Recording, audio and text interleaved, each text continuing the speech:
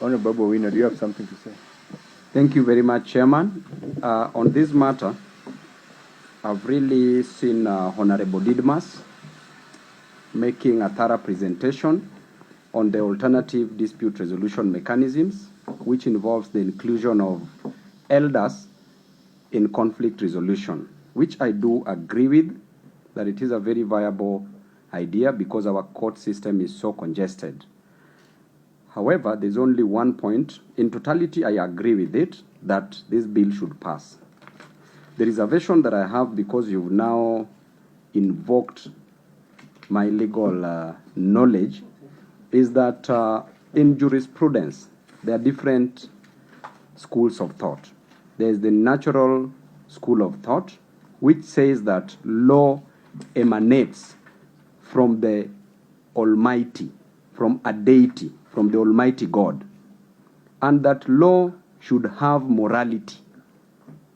And should we have these elders, and at times, you know, Mheshimiwa Didimus, how the elders behave when it comes to conflict resolution. They may be biased, they may take a political angle, they may come up with unjust laws. And from the natural school of thought, it states clearly that law should be just, that an unjust law is not law, as was opined by St. Augustine of Hippo in that natural school of thought, and also St. Thomas Aquinas were the two proponents of the natural school of thought. Then moving very fast, Mheshimiwa Didimus, we have also the positivist. I want to marry these two so that we know where the society will move to. The positivist, as a school of thought, states that, Mheshimiwa, kidogo tu, the positivist school of thought states clearly that law should be written law, and that is what now at times we use in our constitution and also in the courts. And also the courts can make laws through the realism. That the positivists argue that a law should just be written, and that there need not to be morality as part of a law. That law can exist without morality.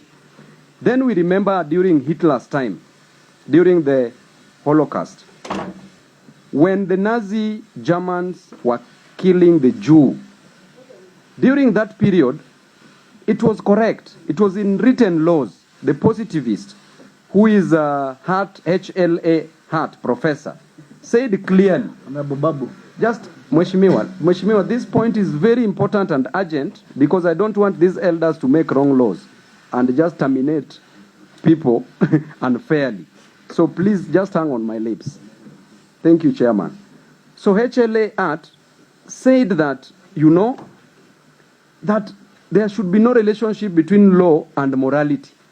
And therefore, he was supporting the idea that Hitler ought to have just killed the Jews because it was written laws. Then Professor Lon Fuller, not Professor, but Lon Fuller, during that debate of HLA Hart versus Lon Fuller, they were arguing. And Lon Fuller challenged Hart, Chairman. He challenged Professor HLA Hart and said that yes, it is written law that people ought to have been killed as per the German rules. But was it moral? Then that is at that point Hart changed his heart and said that indeed, as much as it was written law, then the Jews ought not to have been killed. So what I'm trying to say is this.